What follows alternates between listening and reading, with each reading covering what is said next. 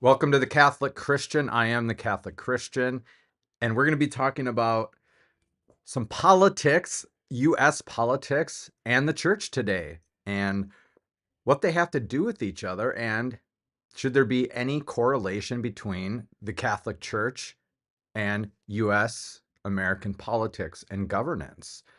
So, as you know, JD Vance had some interviews, one on Fox News and one on, I forget the other one, with Margaret. And he made some comments. By extension, those who have authority in the Catholic Church, whether they're cardinals or bishops or even the Bishop of Rome, you're going to get some sort of reaction in which he got a retort, not to him personally, but Pope Francis sent a letter to the U.S. Catholic bishops, the USCCB. Okay. So maybe you guys are aware of this, maybe you're not. I am going to get you caught up to speed in the most quick and prudent way that I can possibly. But that's the context and the background. So I'm going to play a clip first. So this happened about 8-9 days ago. But I waited for something else to happen. That was Pope Francis reacting to it and sending a letter to the United States Catholic Conference of Bishops. We'll get into that. So I'm going to play a clip to you. And this is JD Vance talking about the USCCB, okay? And then what Cardinal Timothy Dolan out of New York had to say in response to that. That's the background and the context initially, and then I'll play a clip, him on Sean Hannity talking about the Ordo Amoris. Okay, so here is the first clip. I think that the U.S. Conference of Catholic Bishops needs to actually look in the mirror a little bit and recognize that when they receive over $100 million to help resettle illegal immigrants, are they worried about humanitarian concerns, or are they actually worried about their bottom line? That's just scurrilous. Yeah. That's very nasty, and it's not true. Right. You want to come look at our audits, which are scrupulously done? You think we make money caring for the immigrants? We're losing it hand over fist. Okay, so that's the first one, right? So JD Vance called out the USCCB for an apparent mismanagement of funds that are being misallocated to illegal immigrants or just immigrants and refugees in general. But the more surprising accusation that he had was that the United States Catholic bishops were in it to line their pockets, and they're more worried about their bottom line. That's just an accounting term for profit. Well, most cardinals or even bishops, a lot of them are religious. You know what I mean? So this is a nonprofit organization. This isn't, to manipulate immigrants, refugees, right? And to extort money and to, I don't know, build mansions with it. So I don't know where JD Vance is getting that. I don't know why he said that. That's why Cardinal Timothy Dolan reacted the way he did, right? Scurrilous and very nasty comment. That's what he said. That's coming from a cardinal. So you got the attention of an American or a U.S. cardinal, right? And now you're going to get the attention of the Pope, okay? So it gets a little serious and more serious as it goes on, okay? But I'm going to play you the next clip, and this will give you the full context. Again, this is a short clip. The full contents of why Pope Francis wrote a letter to the United States Catholic Conference of Bishops, okay? Let me go. So this is JD Vance. This is him on Sean Hannity, Fox News. And again, it's just a clip, but they were talking about children and children refugees or children illegal immigrants and children trafficking. And they were talking about JD Vance's kid and his hair and all this stuff. So that's leading up to the part I'm going to play for you right now. Yeah, we'll get to that. But kids similar age to my children who were murdered by criminal aliens in the United States of America. And as an American leader, but also just as an American citizen, your compassion belongs first to your fellow citizens. It doesn't mean you hate people from outside of your own borders, but there's this old school, and I think it's a very Christian concept, by the way, that you love your family, and then you love your neighbor, and then you love your community, and then you love your fellow citizens in your own country. And then after that, you can focus and prioritize the rest of the world. A lot of the far left has completely inverted that. They seem to hate the citizens of their own country and care more about people outside their own borders. That is no way to run a society. And I think the profound difference that Donald Trump brings to the leadership of this country is the simple concept, America first. It doesn't mean you hate anybody else. It means that you have leadership. And President Trump has been very clear about this, that puts the interests of American citizens first. In the same way that the British prime minister should care about Brits and the French should care about the French, we have an American president who cares primarily about Americans, and that's a very welcome change. All right. So if you guys haven't noticed or heard in the media, or at least in the Catholic YouTube realm, or just any type of social media, journalistic media or whatever, but the principle that he brought up is called ordo amoris. It's just order of love, Latin for order of love. So what is the order of love? This is what most Catholics get wrong, actually. So don't take offense if I say this and that maybe you didn't know this, so it's not a big deal. So that order amoris comes from St. Augustine, but then St. Thomas Aquinas really expounds on it, okay? So we all know we have to love God before anything, right? And anything that we love, or anybody, I should say, that we love, should be for the sake of the love of God, that we love ourselves and our neighbors, right? But a lot of people get the order mixed up. They do. Now, if you want to take this up with St. Thomas Aquinas, that's what I'm basing this on, okay? This is pure Thomism 101, okay? So really the order of love should be God, right? For the sake of the object of just him being God and goodness himself. And then after that, we should love ourselves.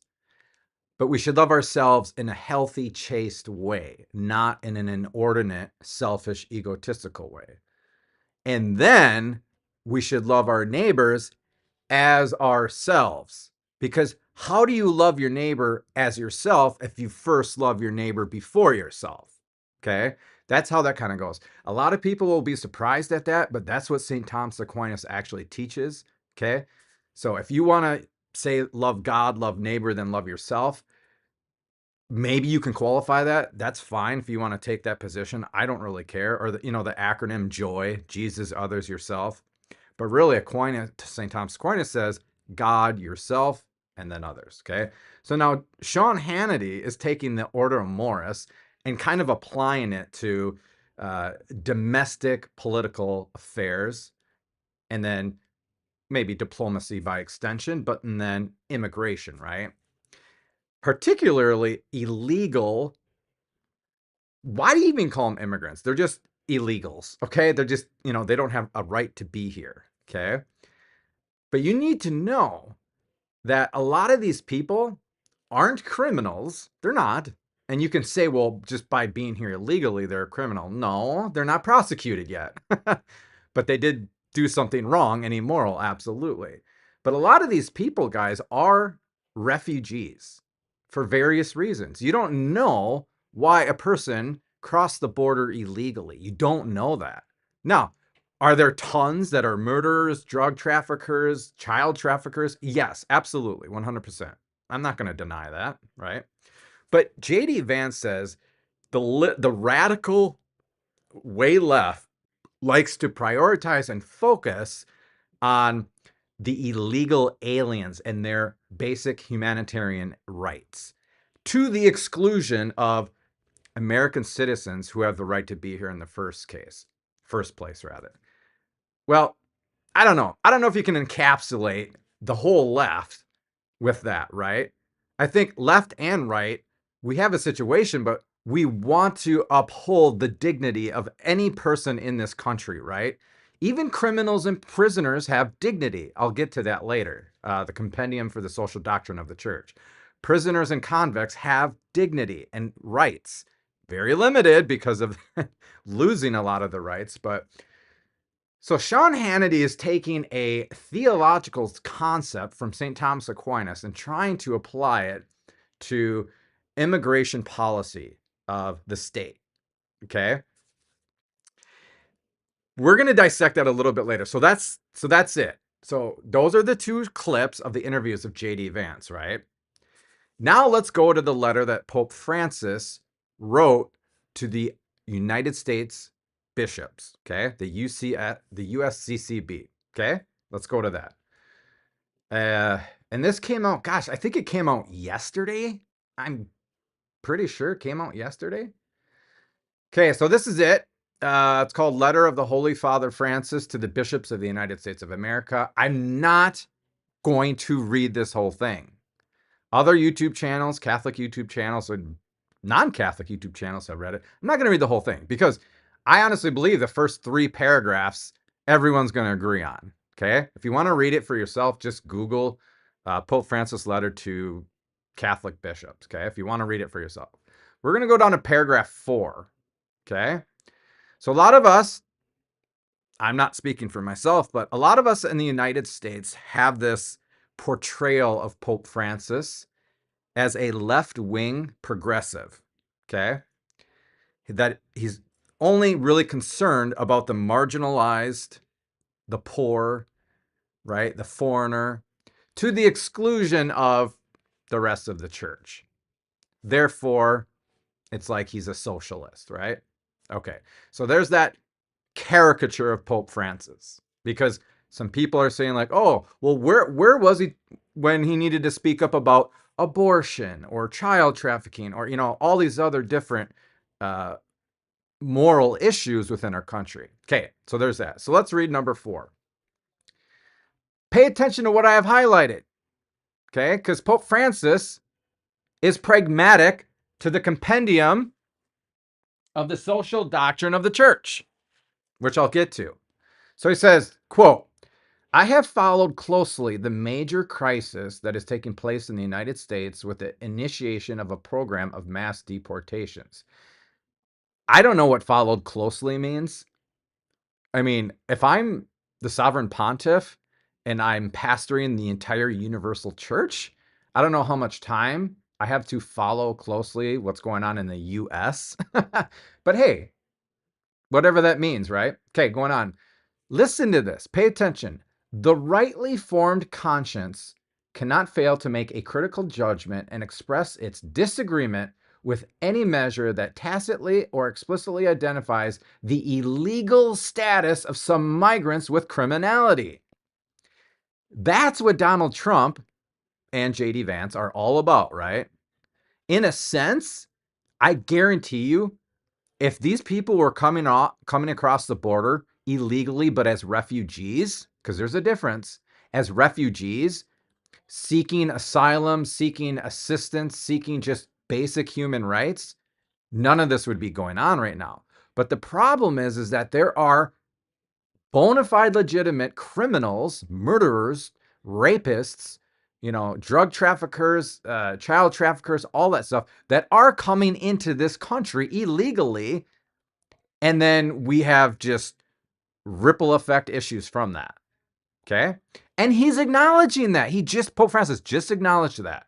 And look, the next sentence further acknowledges the problem. At the same time, one must recognize the right of a nation to defend itself and keep communities safe from those who have committed violent or serious crimes while in the country or prior to arrival.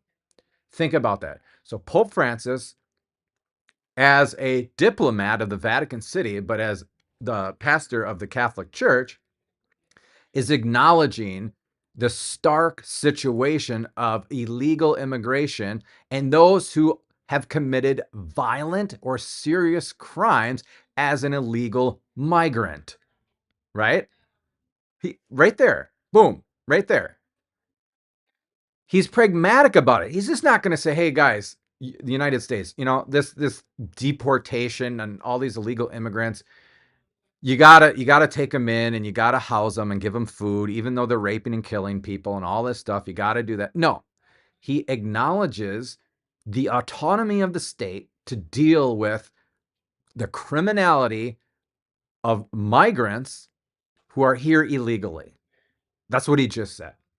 Okay, now, that was the highlighted part. That said, the act of deporting people who in many cases have left their own land for reasons of extreme poverty, insecurity, exploitation, persecution, or serious deterioration of the environment damages the dignity of many men and women and entire families and places them in a state of particular vulnerability and defenselessness. Okay, I don't know how you view this situation. I'll go back to my screen just for a second. I don't know how you at home watching this view this entire situation that has been happening for, well, frankly, this has been happening for decades. But with the last administration, oh, I hate politics. Why am I talking politics on this channel? With the last administration, it's pretty apparent that our border control wasn't controlled. Okay. And I've talked to people in Texas, personally, I've talked to people in Texas, and there are people from Mexico that are coming in, not embracing or not running away from political oppression or, famine or poverty or exploitation or persecution. No, they're coming over the border to not embrace, but to exploit and to take advantage of the benefits that the United States government will give them. And then you have all these problems of child trafficking and parentless children, right? And yeah, who are your parents? Oh, that's my son. I'm going to traffic that kid. You know what I mean? All that stuff. So yeah, it's a huge, huge problem. But there are refugees here that have crossed the borders illegally. I said refugees. I didn't say illegal immigrant. There's a difference, right? And that's what Pope Francis is alluding to when he says those in many cases who have left their own land for reasons of extreme poverty, insecurity, exploitation, persecution, or serious deterioration of the environment, they have a right, just from human dignity, they have a right to be here. They do. If you want to get all political on me, because I'll tell you right now, I don't belong to any party, but I am not a liberal. Never have been, never will. But you got to understand, right? People have basic human rights. And then if they're being oppressed, right, and persecuted, to flee to a country for safety of their own well-being and flourishing and for their children and their families, they have a right as a political refugee to be here, right? So yeah, that's what he's getting into. Okay, let's go back to the document. I'm not going to read too much more, but let's see what we can pick out of this and see if you guys have any questions. Okay, this is not a minor issue. An authentic rule of law is verified precisely in the dignified treatment that all people deserve, especially the poorest and most marginalized. Okay? Now, what people will clap back on there is, well, not everyone crossing the border, whatever border and from whatever country, is poor and marginalized, right? Well, here's the problem, y'all. Here's the problem. A lot of these people have not been vetted. And a lot of these people, how are we going to differentiate and determine who's here as a refugee and who's here illegally trying to exploit the country, right? How do we do that? Because remember, as far as I know, the executive administration, Donald Trump and JD Vance, are talking about a mass deportation, just basically, correct me if I'm wrong, if you're here illegally, you're done, you're gone. Okay? That's a problem. It is. It's a problem because of what I was just saying about if you're an authentic, legitimate refugee, you have a right to be here. Insofar as you're fleeing from a country or a nation or whatever, or land that is oppressing you, there's famine, you know what I mean? Like, let's say Canada, right, just got nuked. And it was just a desolate waste with all this radiation. But there are all these families, right? They have a right to be here. You know what I'm saying? I know it's an extreme example, but they have a right to be here. All right. The true common good is promoted when society and government, with creativity and strict respect for the rights of all, as I affirmed on numerous occasions, welcomes, protects, promotes, and integrates the most fragile, unprotected, and vulnerable. Okay? So we have a lot of children over here, right? They're called dreamers. So illegal immigrants or whatever, people illegally crossing the border, bringing children, and that these children are here. I would say this again, I'm just going off the social doctrine of the church. I would say they have a right to be here and not to be deported. Children, okay? Among other seemingly refugees, okay? That's just my opinion. All right.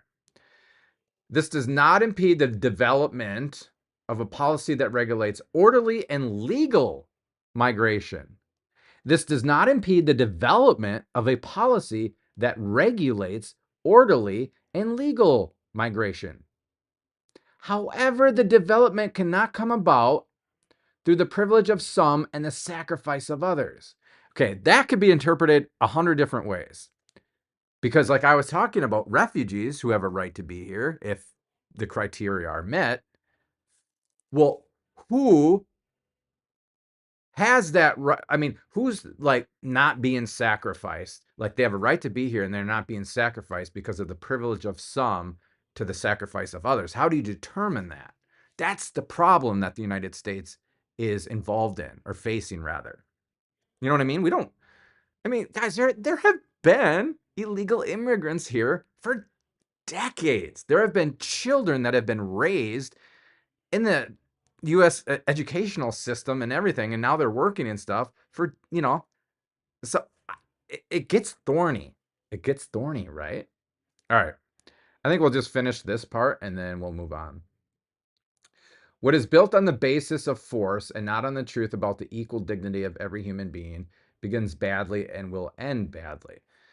Now, I don't know if you guys have read Dignitas Infinita, talking about the different grades of dignity. So, ontological dignity and moral dignity, et cetera, et cetera. So here he's talking about the ontological dignity, the infinite dignity of just the human person, right? And that they should be treated equally insofar as they're a human being, right? But now if you go down to the moral dignity and you're talking about criminality and those coming over here and exploiting our country, that's where Pope Francis says you can develop a policy that regulates orderly and legal migration, right? So as a state, we have autonomy. Pope Francis does not have jurisdiction over the United States government, right? That's why he wrote his letter to the bishops, not to Trump or Congress, even though he could. But yeah, we have autonomy, right, of state. So we get to come up with our own policies for regulating immigration. But Pope Francis, in the position that he is, right, has a lot of sway in the whole global scheme of things, is going to use that to promote the dignity of every single person while using orderly and legal policies for orderly and legal migration. Okay? Any questions so far? None? Politics? Why are we doing politics? I don't know, but we got a Catholic vice president who's going after the United States Catholic Conference of Bishops, and then Pope Francis writing a letter to the U.S. Catholic Conference of Bishops. So it's a situation, guys. It's a situation. I think we need to look at this pragmatically and see what we can do about this. Christians know very well that it is only by affirming the what? Infinite dignity of all. How do you guys feel about that? Do you think human beings have infinite dignity? I mean, the DDF, right? Dignita Infinita says we have infinite dignity, regardless of your status of migration. Seriously. Now, you can lose your moral dignity, right? And lose certain rights that go along with that. But overall, we have an ontological infinite dignity that transcends being made in the image and likeness of God, right? Just by moral beings, right? To be able to love God, the infinite dignity, by extension, we're made infinite or dignified infinitely. Okay. That our own identity as persons and as communities reaches its maturity. Christian love is not a okay, guys. Okay, we got some people still here. Okay, listen to this. So he's clapping back right here at JD Vance using Ordo Amoris, right? The order of love that I was talking about. Like we love God, ourselves, then our neighbor, right? Listen to this. Christian love is not a concentric expansions of interest that little by little extend to other persons and groups. In other words, the human person is not a mere individual, relatively expansive, with some philanthropic feelings. That's a tough one. The human person is a subject with dignity who, through the constitutive relationship with all, especially with the poorest, can gradually mature in his identity and vocation. The true ordo amoris that must be promoted, that we will discover by meditating constantly on the parable of the Good Samaritan, that is, by meditating on the love that builds a fraternity open to all without extension. So, if you remember, I'll just catch you up a little bit. JD Vance with Sean Hannity. JD Vance said, first, you love your family, right? Then you love your community. Then you love the fellow citizens. Then you love the country. Then you can love other people in other countries and then the whole world. Like it's this concentric extension of love, which primarily is focused on your family, but then, goes outward, and it's almost like the love is minimized more and more as you go out of the concentric circles. So that's a shot. I'm sorry, but that's a shot at JD Vance. That is totally a shot at JD Vance. Okay? But I want you to know, when it comes to Ordo Amoris, right? It's a wise extension of love, not a love to be withheld. Okay? The Good Samaritan is the epitome or prime example, your prime example, right? Of how to love. So let me, we're going to go over the Good Samaritan. I know you guys know it. Okay. I know you know it, but I'm going to point out some things you may not know that pertains to Ordo Amoris. And whom should we love in order and not to withhold love from? Okay. I know you know it, but I'm just going to read it super quickly, and we're going to see how this relates to this whole situation. Okay. So this is Luke 10, Good Samaritan. But he, desiring to justify himself, said to Jesus, that's the lawyer, by the way, who is my neighbor? See, that's the key, guys. Who is my neighbor? Are we talking about American-born citizens here? Are we limiting and reducing this to our family and to American-born citizens? Okay, and who is my neighbor? Jesus replied, a man was going down from Jerusalem to Jericho. So if he's going down from Jerusalem, he's what? Probably a Jew, right? Yeah. And he fell among robbers who stripped him, okay, so he's nude, and beat him and departed, leaving him half dead. Now by chance a priest was going down the road, and when he saw him, he passed by on the other side. A priest. So we got a Jew that was just robbed, and then a priest, right? A Levitical priest is saying, nah, I don't want to take care of this guy. He's my own kinsman. In a sense, he's like my own family. He's part of the old covenant. No, I don't care about him. So likewise, a Levite, and saw him, passed by on the other side. Okay? So when we're talking about family, in the old covenant, it was okay. But a Samaritan, as he journeyed, came to where he was, and when he saw him, he what? He went home and took care of his family. No, this Samaritan, we don't know if this Samaritan had a family, okay? Maybe this dude was a bachelor. I don't know, okay? I don't know. But the point is that to get to Jericho, let alone stop by and take care of this person with compassion, right? They had hatred for each other. Hatred, okay? And went down and bound his wounds, pouring on oil and wine. I'm guessing it was a Cabernet. Then he set him on his own beast. Wow. And brought him to an inn and took care of him. And the next day he took out 2 denarii and gave them to the innkeeper, saying, take care of him, and whatever you spend, I will pay you when I come back.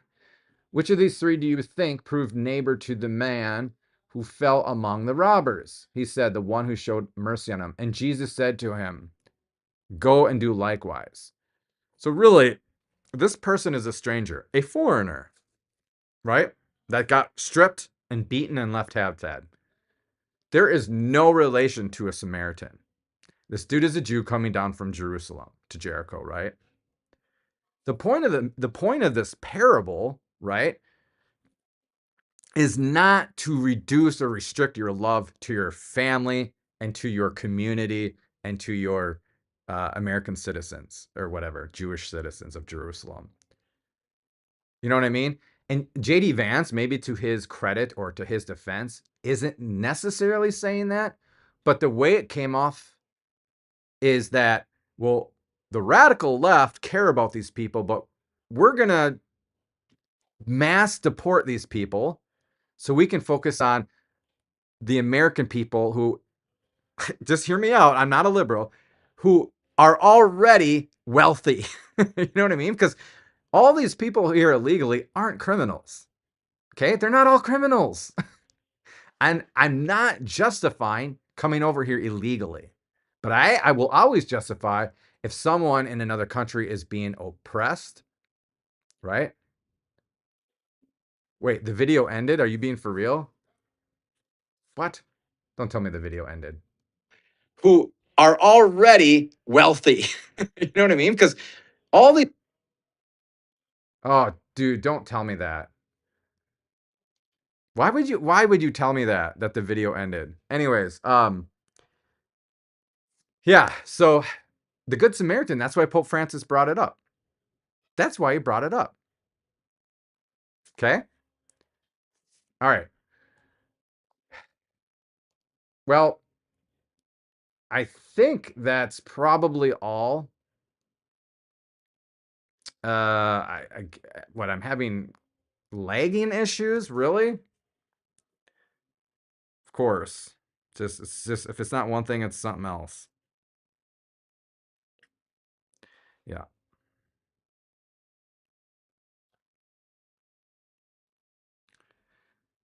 Oh, you guys are killing me. You guys are killing me. Okay, so I just want to share from the compendium quickly of the Catholic Church. When it's talking about like what we can do are based. Hold on just a second. Just give me 1 second. I don't have any moderators in here, so I had to ban that one dude. Okay, sorry if it's spotty and lagging, guys. I've went live, I don't know, 15, 20 times. Must be the first, but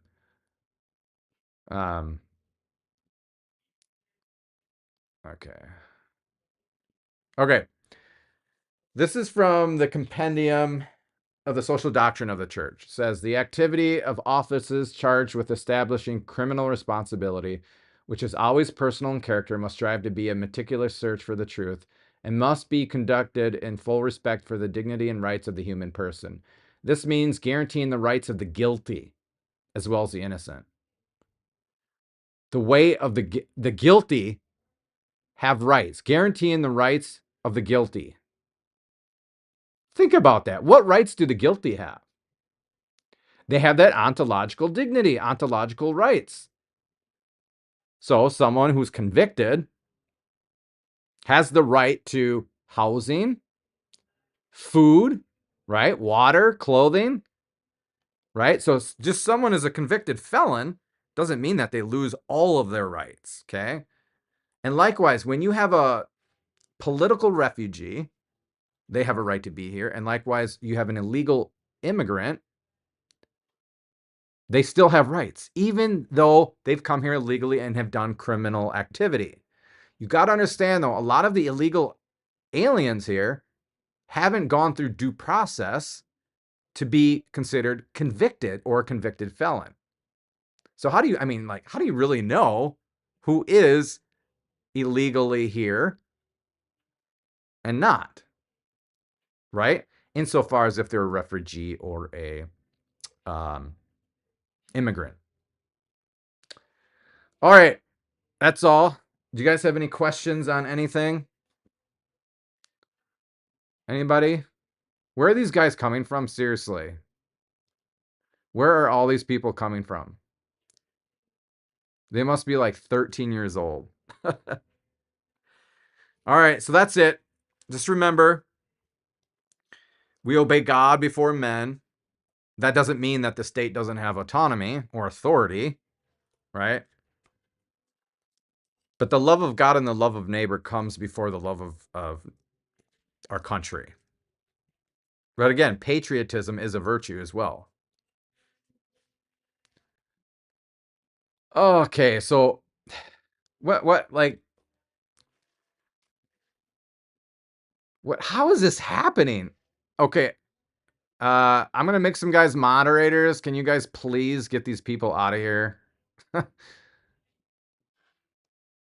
How does that even happen?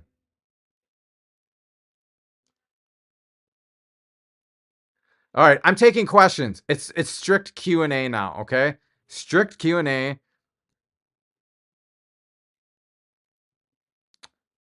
Okay, 1 second. Ba ba ba da ba. You lost me. They have a right to housing, but that doesn't mean on the taxpayers. Well, I mean, prisons are federal and state institutions. How else would you fund prisons if it wasn't for the state? You know what I mean?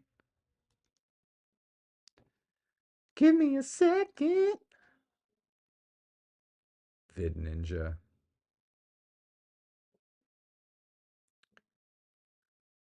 Vid Ninja. Any other questions?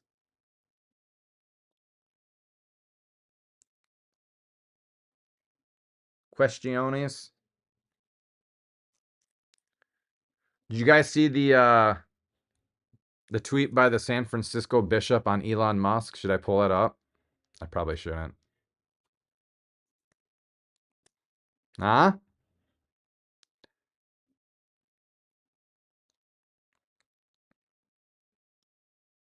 Yeah, the devil tends to attack holy channels with their children. Well, yeah, it's just like, but it was like 3 or 4 of them. It was like, you know,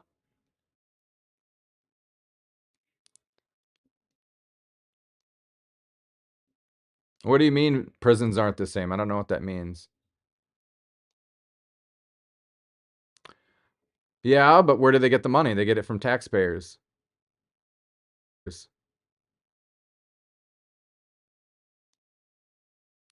Tell us again how to show love for your neighbor. Is that subjective or objective? I don't know what you mean by the subjective or objective part.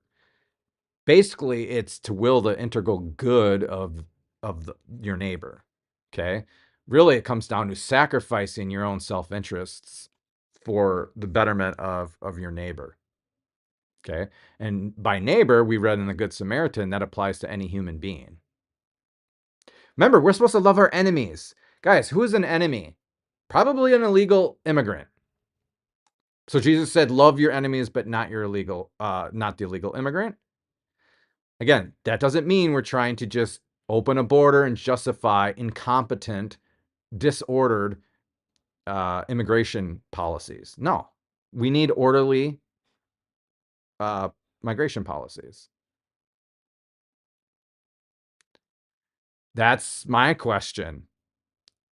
How do you properly vet them? No, there are millions, not hundreds of thousands. There are millions. How do you properly vet them? So when there are, what are they called? Refugee checkpoints, I think. So you can get vetted that way to determine if you're an actual bona fide refugee, not an immigrant.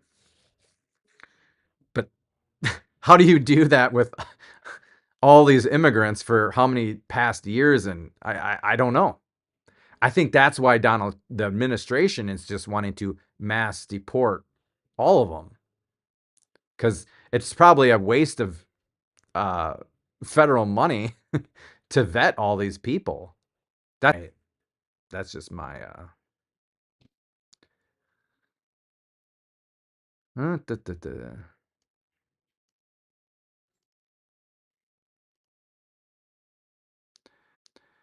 Oh gosh, everything is not working. I don't understand. Jesus not JW. Does that mean Jesus not Jehovah's Witness? And they must stay. It depends. It really, really depends. It depends on, first of all, if they are fleeing a land or country that is oppressing them financially, there's exploitation, there's persecution, support them while upholding their dignity. You have to uphold their dignity.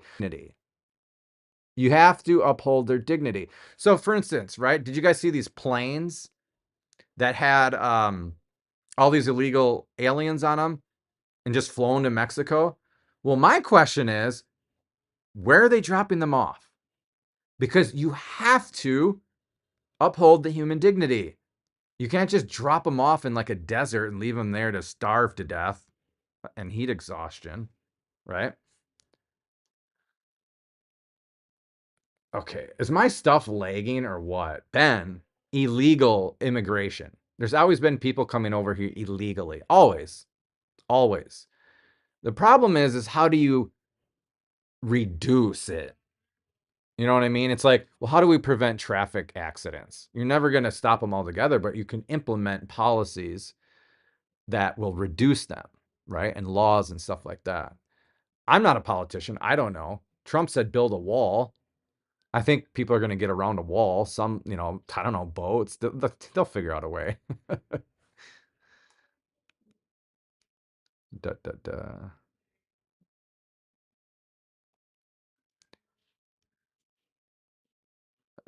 Guys, how's my internet? I was on another person's internet this whole time. Can you believe that? I'm not even kidding. I'm not even kidding. Oh gosh.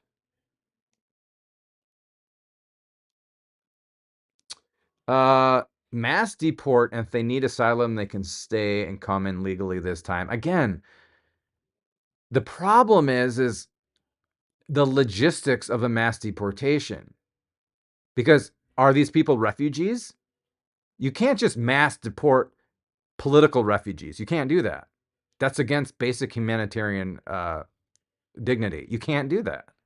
So it comes down to is how do we determine and vet who is a refugee versus an illegal immigrant, or who is a immigrant illegally who's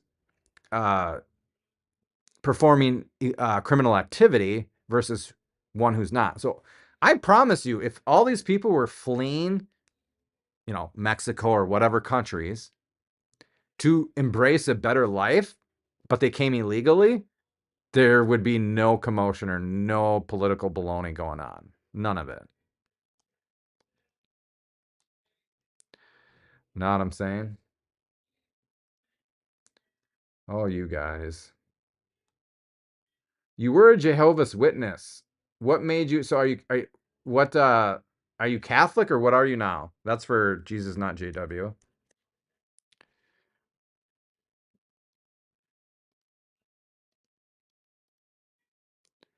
Man, this thing.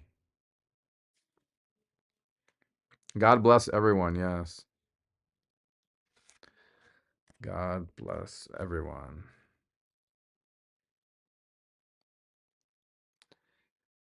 Oh my goodness. I'm a Mexican American and it's almost. Hold on just 1 second here. Give me a second.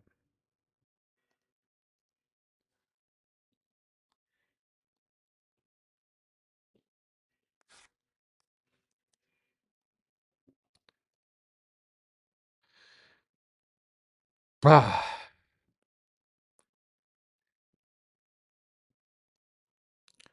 boy, I've got a lot of chats coming in.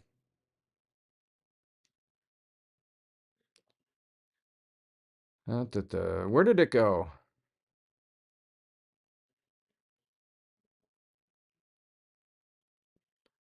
Wait, where did that comment go?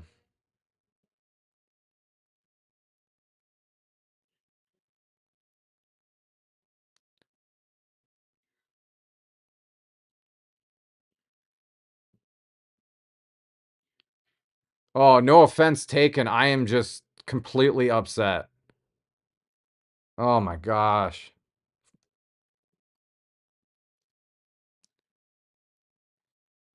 I'm sorry, guys. I've streamed live constantly and I've never had a problem with lag. Never. I'm surprised you guys are still in here.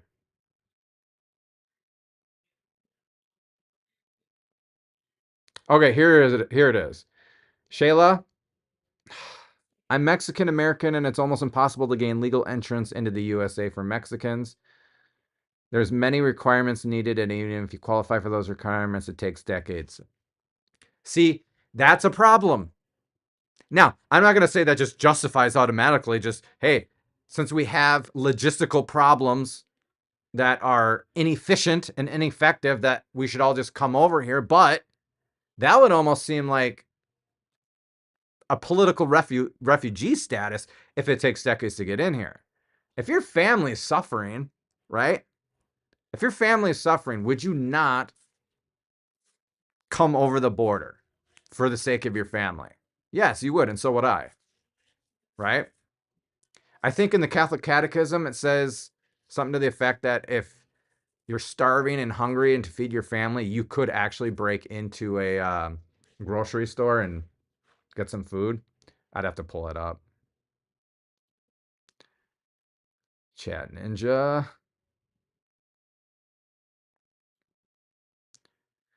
Okay, guys, that lag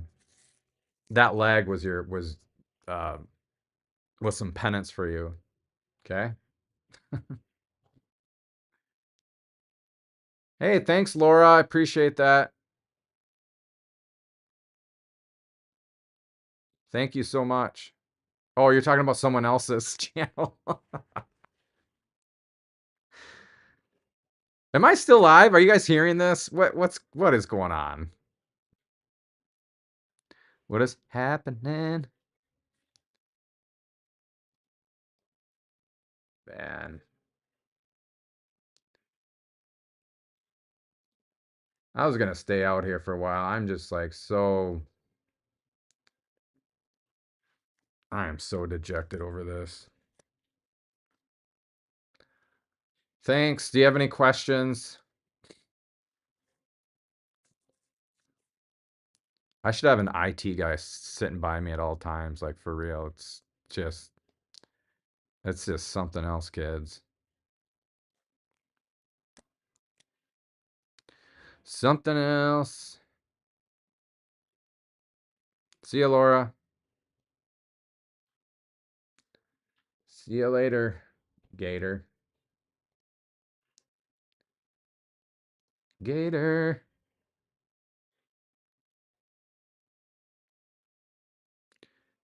Oh, if I've read Lifetime LifeSite News, no, I would stay away from there as far as you can. I'm not telling you what to do. I'm not telling you what to do, but I have absolutely no respect for LifeSite News.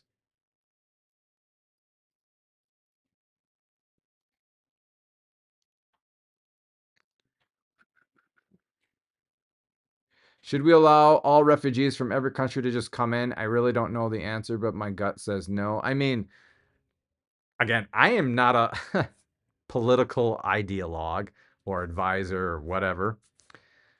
The problem is when you say every country, see, we're not the only like developed country of, resources and, you know, housing and fertile land and all that stuff. Okay. So, I mean, when you're talking about second and third world countries, they're not going to all fly over to the United States or get on a cruise ship and boat over here. That's why primarily all of our immigrants are coming from Mexico. Okay. They're not coming from Canada or, I'm sorry, Mexico and Central America, I should say. El Salvador and stuff like that. Mm-mm-mm. Yeah, Lysite news. Dude, no bueno. No bueno, kids.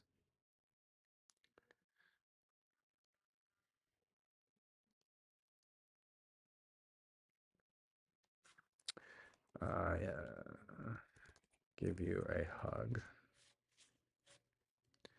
Yeah, I'm not it's funny, I'm not a huge political dude. I'm not into politics. Oh, wait. Um, but I think I kind of had to just because the bishops of the United States and Pope Francis both um, chimed in on this, you know? You know? Huh?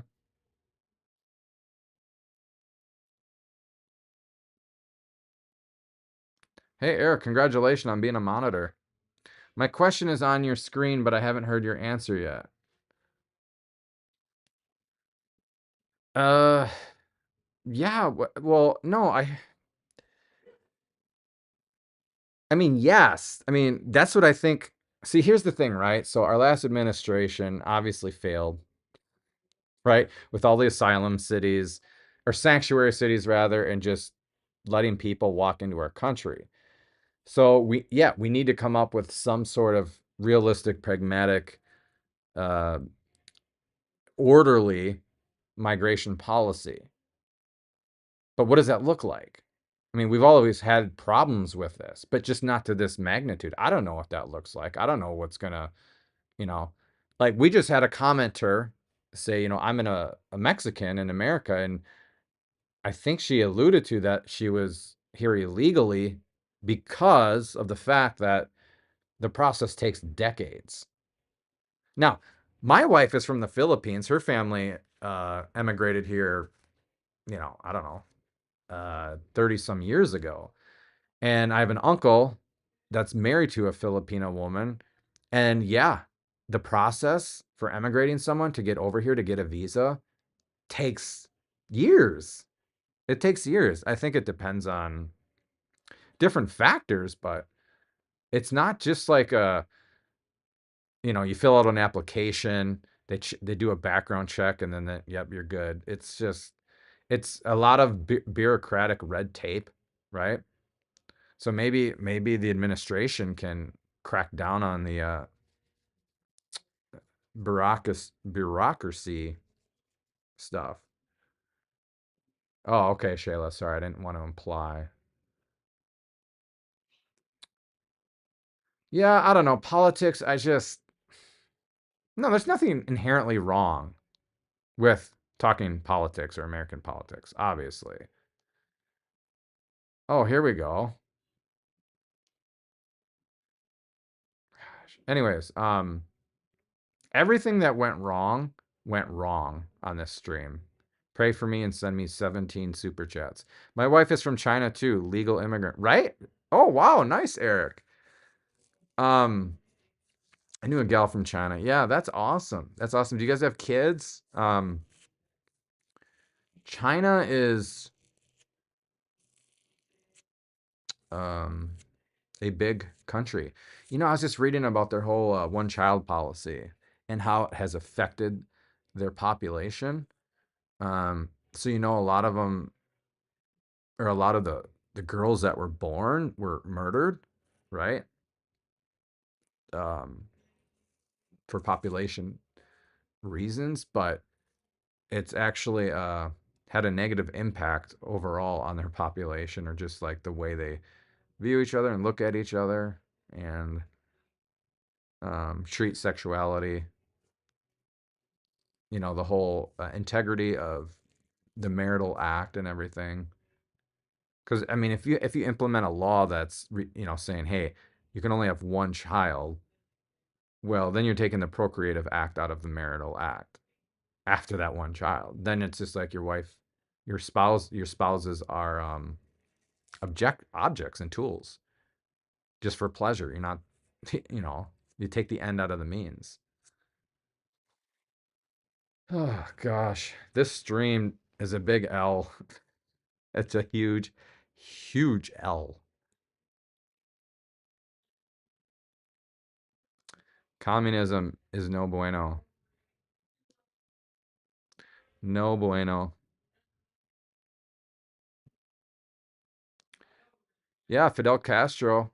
He see, there's this. Okay, guys, do you remember in the late 70s, early 80s, Fidel Castro, communism, and all those people wanting to flee to Florida as political refugees? And Jimmy Carter said, yes. Yes, because why? You're living in a communistic country and you're being oppressed, and your rights aren't being granted. You know what I mean? They're being suppressed. So Jimmy Carter brought in all these Cuban political refugees and set up refugee camps in southern Florida, right? And some of them are criminals, but nothing like of this magnitude, though. If you guys want to talk about any other topic too, I'm game, because politics is like, I don't know. My grandfather was friendly with Fidel. He worked in the Canadian government. Interesting. Wow. Yeah, what was I gonna say? He liked to smoke cigars, Fidel Castro. You guys have any? Why don't you guys? Why don't you guys try to come at me with some tough questions?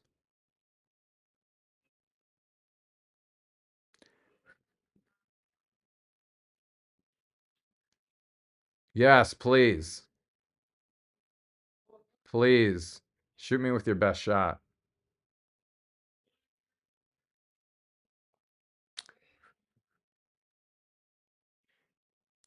Cuba, Cuba's got some good food, right?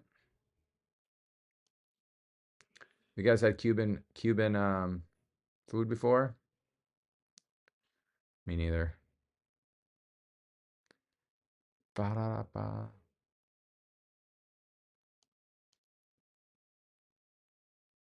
I could probably do that. That's actually not tough at all. Uh, Mary, the Mother of God, so the divine maternity, perpetual virginity, immaculate conception, glorious assumption. Did I get that right, Eric? I was not. I was raised a Protestant Lutheran. A Protestant Lutheran. What do you think about your mother-in-law? No, she's good. She's good. She comes from a completely different culture. So Filipinos, oh my gosh, they're like the most candid, blunt people ever. They have no filters. And I don't care. I don't mind, because I have such thick skin. So if like says something that would seem offensive to most people, um, it doesn't bother me. But do you have any apologist mentors? Yes. Dr. David Anders. So he's a theologian and a historian, but he does apologetic work. And I would say, and no, let's see. I would say 70% of what I know and like how I articulate it, especially, is because of him. But I have read a lot too, so whoops. Instead of Pope Francis pointing the finger, maybe he should have practiced a little bit of charity, acknowledge there is a problem, and asked how the church could help. What do you mean by pointing the finger? I don't understand what you mean by that. Because if you read his letter, he explicitly addresses that we have the autonomy of state right to have orderly immigration policy and to deal with criminals that have come over here illegally. So you really got to read it and listen to it. Okay.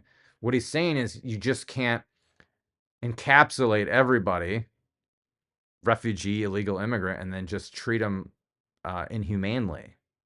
You can't just put them all on like, do you guys remember those Filipino warships in World War II, where they would put all the prisoners of war in the dock, or the below, it's all dark, and so everyone seriously is just uh, relieving themselves on each other, and they can't see, and they're let out like for an hour a day. That's not how you deport people or transfer people. I'm not saying that's what we're doing with the mass deportation, but when you just stack them like sardines on a plane, where are you dropping them off? I want to know where they're dropping them off. Are you dropping them off like at a In-N-Out burger, or are you dropping them off in the middle of the desert? That's what I want to know. Yes, he's always taken out of context. I more or less always agree with Pope Francis. I think there have been a few times maybe where it's like, but the things that I've disagreed with him have nothing to do with like faith and morals. It's always like stuff like politics like this. But I don't disagree with him what he wrote. At least maybe I'll read it again, and maybe there was something. How does St. Paul fit into all that? It feels to me he declares himself an apostle from God, not from another apostle. Could you explore this? Yeah, that's an extraordinary case. Um, if I recall, didn't St. Peter lay hands on St. Paul? I'm so like, so Christ, right? What's an apostle, right? It's one who's sent, but really, one who has seen the risen Christ and is sent by the risen Christ, right? But it's not reduced to the 11, right? Barnabas was an apostle. Um, oh gosh, Timothy and Titus were apostles, I believe, but they weren't a part of the original apostles, right? Go and make disciples of all nations. So St. Paul, Matthias, right? But he obviously received holy orders. But I mean, remember when he went up to St. Paul before he really did anything? He went and visited Kepha or Cephas for, it was either 12 or 14 days. Pretty sure that St. Peter like legitimatized his apostleship, or at least the bishopric, or whatever you want to call it. But I mean, it's a good question though, because it's an extraordinary case. Like, yeah, I received private revelation. Jesus came to me and shone a light and said, "Why are you persecuting me, Eric?" Oh, I'm an apostle. Who's gonna believe that, right? Well, I think it was verified and substantiated with. I think the proper way to understand order amoris is who you are given responsibility over, largely because that's based on what God has put in charge. Absolutely, yeah. So my wife, but especially my kids, have been entrusted to me and my wife. So yeah, I have a responsibility just in my vocation, But here's the thing, guys.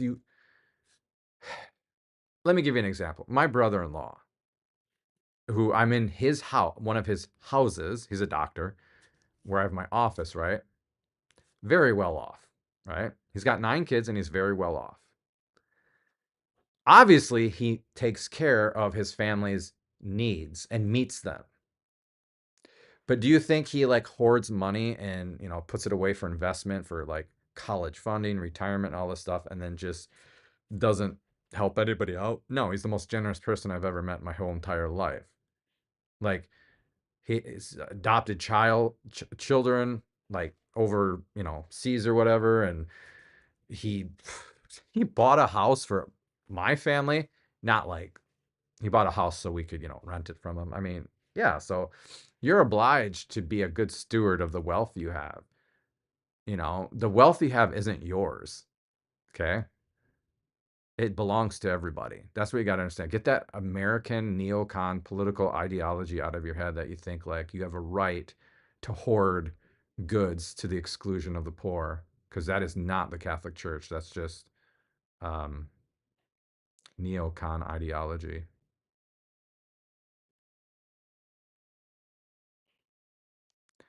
Does St. Paul set a precedence for possible valid Christian tradition outside of the Catholic Church if God wants to? I don't think so. If God wants to, yeah, but I don't think that sets a precedent. Yeah, I mean, think about it this way, right? I see what you mean. So, are you saying that St. Paul, um, St. Paul wasn't an apostle per se? I'm not saying you're saying this, but a successor, because it was an extraordinary sense of public private revelation, and he substantiated that with St. Peter. Obviously not. We would say he's an apostle. But I think the fact that he saw Christ, right? And it was substantiated that he saw Christ and that he was given a mandate or like a mission, right? Remember when he said, I'm going to use him as an instrument for the Gentiles? Who did he say that to? Gosh, it's in the book of Acts, but to me that substantiates being an apostle, right? Because we're still in the era of public revelation. You know what I'm saying? So if you're saying like after public revelation, St. John dies and all we have are successors, well, does that set a precedent for someone just saying, oh, I met Jesus on the road to wherever and now I'm an apostle? No, because apostles only go back to the apostolic age, hence apostolic age. Anyone else is just, yes, please send in super chats. Guys, for new internet, and I don't know. So check this out. My computer was on the internet across the street, but it never has been like that, ever. So I'm doing a live stream, not just a Q&A, but an actual live stream video, and it starts lagging. Just, oh gosh. And then my chat gets all messed up. And, but anyways, Guillermo, I don't know how to pronounce your name.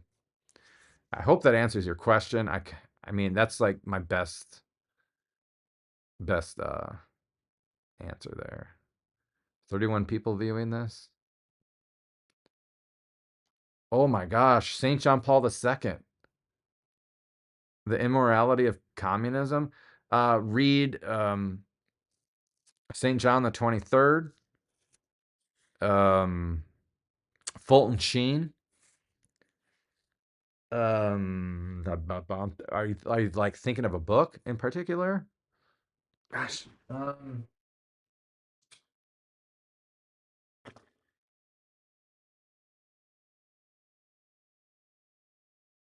Yeah, I don't know, but those are the three that I would recommend. No, no, no, no.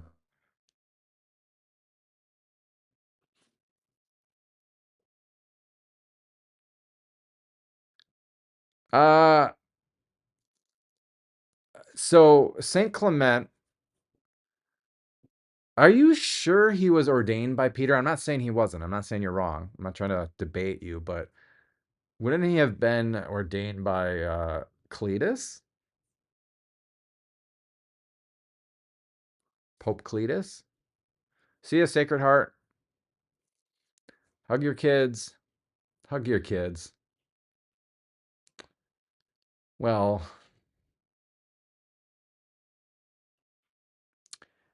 yeah, I think I'm going to have to go here, guys. Unless someone does something. 19 viewers. Oh, gosh. Am I still lagging? I'm going to hide behind his. Hey, highly recommend everyone read up on St. Clement of Rome. Oh, good gravy.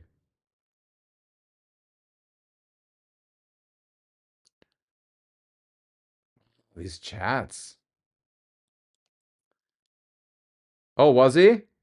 Yeah, like I said, I didn't know if he was ordained by Peter. Um, yeah, I mean, like I said, you could be right. To me, it would make more sense if Linus, or not Linus, but Cletus. So is Pope Francis saying the U.S. can still deport them so long as it's done humanely? Uh, to my knowledge, yes and no. The problem is, I don't know if you just joined us, but the problem is, who is like the illegal immigrant versus, like, again, a supposed political refugee, even if they're not vetted as a political refugee. It doesn't matter, because there are a lot of people that come over the border illegally, but they're doing so because they're fleeing from exploitation, persecution, famine, disorderly conduct, whatever. So it's just their human right to be in this country. It is, literally. Regardless, I mean, that's just natural law, eternal law, but um now deporting criminals humanely, yeah, I would say yes. But he's more interested in setting up a orderly, regulated immigration policy that protects all human dignity. You know what I'm saying? So yeah, doing it humanely. Um, yeah, I don't know. I don't know how I feel about deporting mass groups on a plane. Hey, there we go. Thank you, Schmeladella. Is that how you pronounce that? Schmeladella? I appreciate that. I'm gonna get new internet.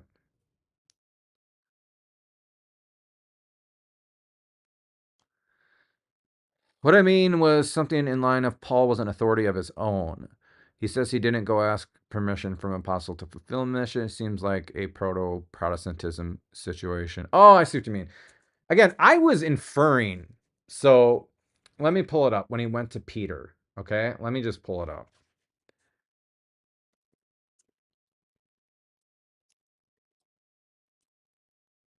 Acts. Oh no, it's in Galatians. I knew that. Galatians 2, right? Let's do Galatians 2, my kids, my friends. Here, let me pull it up. Galatians 2.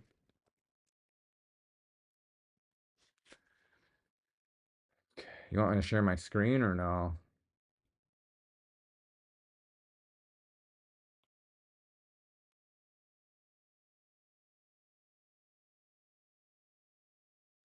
I'll share it.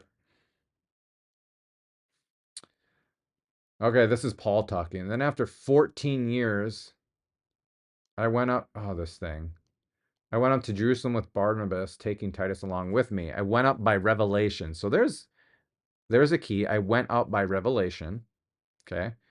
And I laid before them,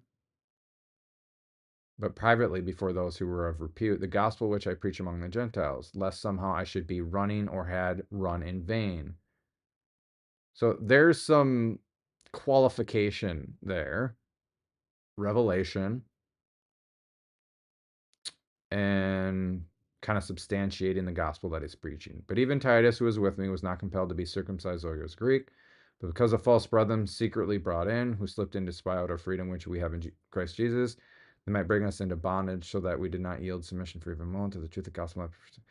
And those who are reputed to be something, and those I say reputed nothing, but on the contrary, when I saw that I had been entrusted. Okay, so here, but on the contrary, when they saw that I had been entrusted with the gospel to the Gentiles, uncircumcised, just as Peter had been entrusted with the gospel of the circumcised, for he worked through Peter for the mission to the circumcised, worked through me also for the Gentiles. And when they perceived the grace that was... Okay, right here. And when they perceived the grace that was given to me, James and Peter, Cephas, and John, who were reputed to be pillars, gave to me and Barnabas the right hand of fellowship. There it is, right there. Is Guillermo still in here? Guillermo, do you see that?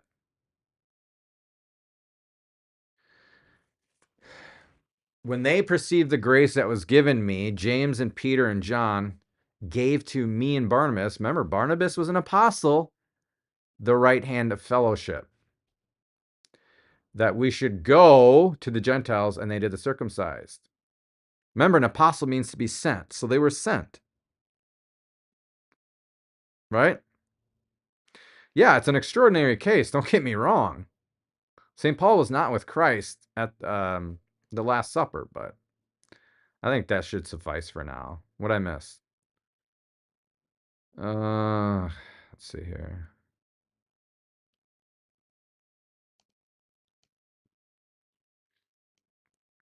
He was respected highly by the early church. Many questions are answered, especially in reference to church doctrines and traditions, and it doesn't get much earlier than that.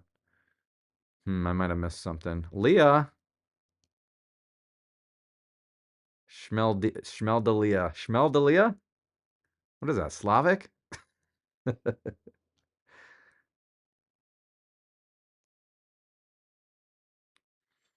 And he is biblical. Sola Scripturists, Philippians 4:3. I don't know what you're saying. Maybe you're having a dialogue. Well, that $5 super chat kept me going. Running out of gas. How's my connection, though, for real? Is it good? Gosh, I can't believe that happened during a live stream, of course. No one's going to look at it. Oh, gosh. Oh, pray for me. Chat Ninja.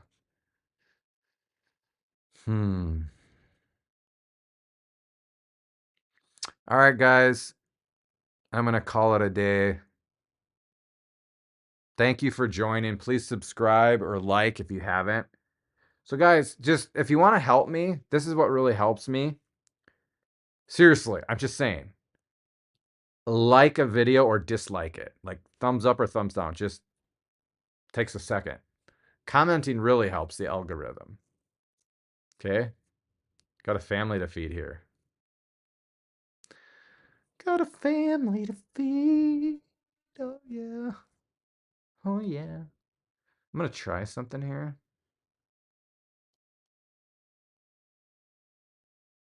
What seems hypocritical? I want to know which part, or yeah, I respect your opinion. I just want to know so I can maybe help a little bit. Just a little bit.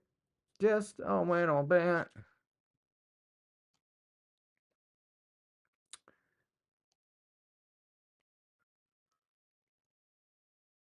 Bueller? Got 28 people in here. Stream key. Server URL.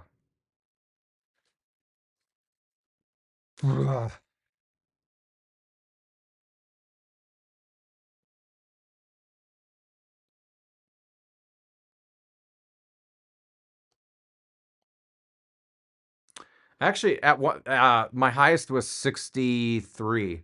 So I have a control panel for my studio. Yeah, I had 63. But yeah, it hovered around 50 to 60.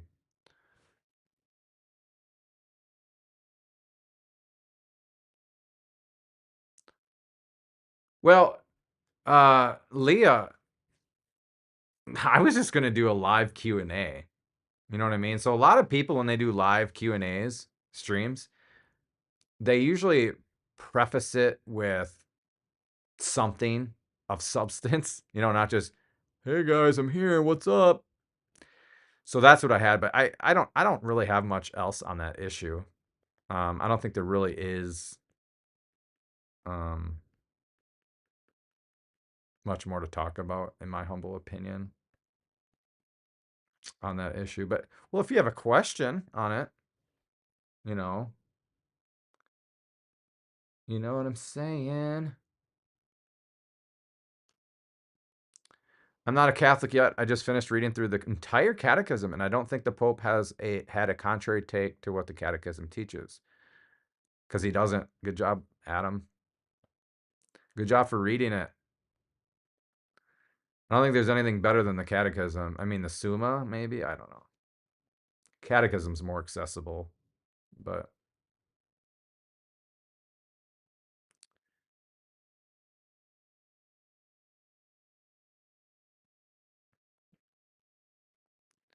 I mean, that's the thing about Pope Francis. Like, he's a pope. He's been a cardinal and bishop for decades, more than longer than we've been alive. And here we are, just measly peasant catechists, like, or whatever, laymen. We think we know best. We know better. Even priests and religious, like, come on, come on.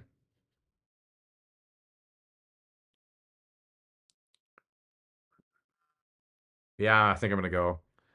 Love you guys. Take care of the kids. Praise be Jesus and Mary.